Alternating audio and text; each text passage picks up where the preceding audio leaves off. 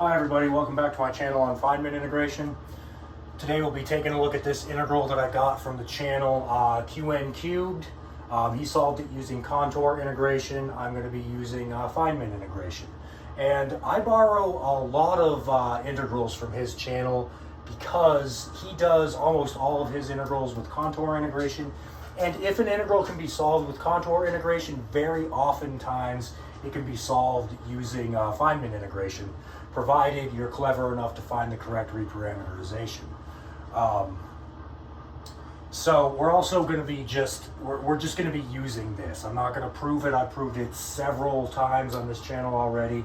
That is the integral from 0 to infinity of sine of any multiple of x over x dx is equal to pi over 2, with the exception a is not equal to 0. So as long as a is something other than 0, this evaluates to pi over 2. Okay, let's get started. This is going to be quick and easy. We're going to create a function of t, and it's going to be equal to this, the integral from 0 to infinity of tx minus sine tx over x cubed dx. We will note that if we evaluate our function at the point 1, we get I, and if we evaluate our function at the point 0, we get 0. Pretty easy to see. Yeah. All right, we're going to take a derivative with respect to t now, as per usual.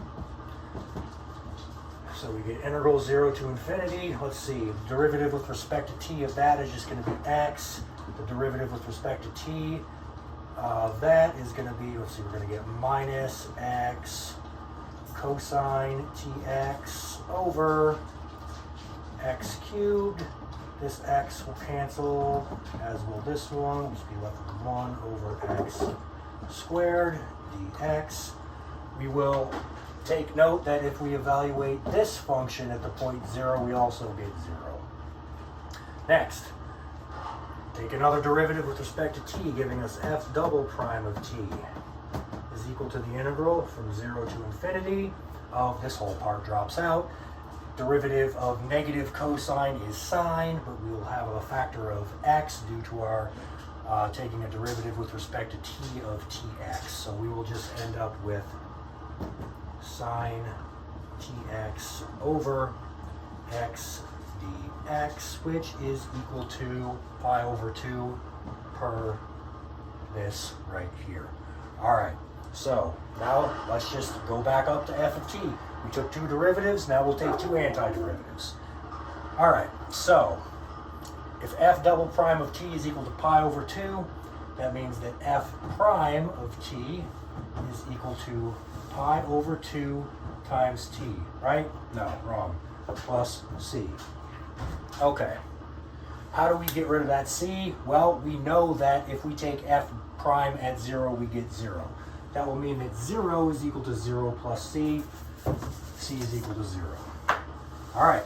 Now we just integrate with respect to t one more time, and we get f of t is equal to pi over 2 times t squared over 2, which is equal to pi t squared over 4 plus c. If we evaluate f at 0, we get 0. That means that 0 is equal to 0 plus c. Again, c is equal to 0. Plugging in 1 to get I, we get that I is equal to pi over 4. Hope you enjoyed that.